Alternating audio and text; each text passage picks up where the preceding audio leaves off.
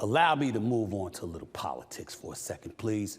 Because after months of mixed messages and declining to endorse a national abortion ban, former President Donald Trump made his feelings clear on the issue of abortion in a video posted on his Truth social media site earlier today. Take a look. My view is now that we have abortion where everybody wanted it from a legal standpoint, the states will determine by vote or legislation or perhaps both, and whatever they decide must be the law of the land, in this case, the law of the state.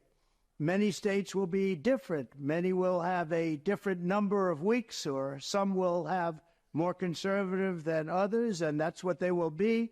At the end of the day, this is all about the will of the people. You must follow your heart or, in many cases, your religion or your faith. Do what's right for your family and do what's right for yourself. Do what's right for your children. Do what's right for our country and vote. So important to vote. At the end of the day, it's all about will of the people. Actually, that's not true. In his eyes, it's all about the will of Donald Trump. Now, be clear, it's not a crime.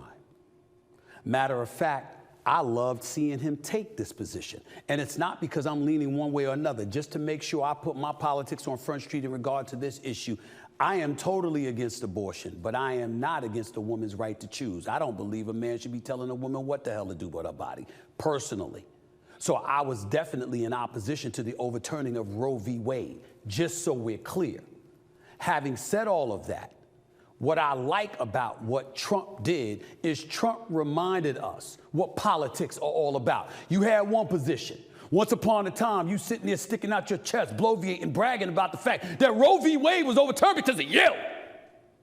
Amy Coney Barrett and others, and Brett Kavanaugh and others that you put on the Supreme Court to give it a 6-3 conservative majority. It wouldn't have happened unless you put those justices in those positions, and you bragged about that, and you bragged about that. And you have the conservative folks, the GOP, consistently talking, at least some of them anyway, talking about a national abortion ban, particularly after 16 weeks in the eyes of some of those politicians, mainly Senator out of South Carolina, Lindsey Graham, who spoke against Trump earlier today. But my point is, Trump was of that ilk. He was of that position. He took that side. And then somebody said to him, look, man, you're ahead in 6 of the 7 polls. But in the same breath, this is not a lock. You could still lose this election. You know why you could lose this election? Because of the 4 indictments and the 91 counts, combined with the overturning of Roe v. Wade. We don't know if the support from women, particularly white women, is something that you are going to be able to count on. So you're going to need to modify your position to some degree. Otherwise, the Democratic Party is going to make it a focal point on their campaigns as the election approaches.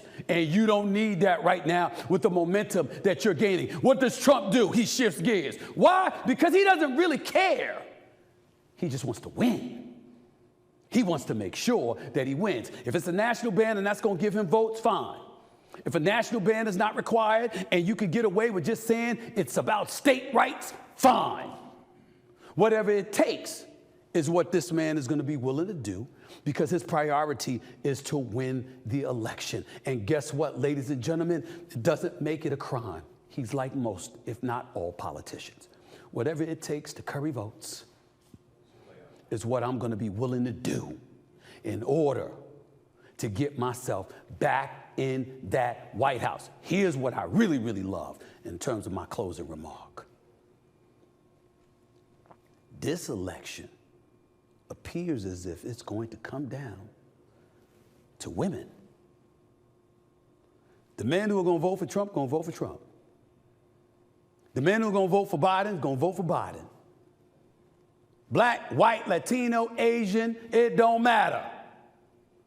The men are going to be the men who've made their positions relatively clear. Even independents like myself, you pretty much know where I'm leaning to, because I don't want civil war in this country.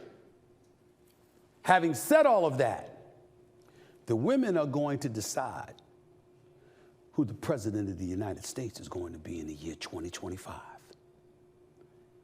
The women, all you ladies out there, the age that we're living in, you see women empowerment elevating in our mind's eye all over this country.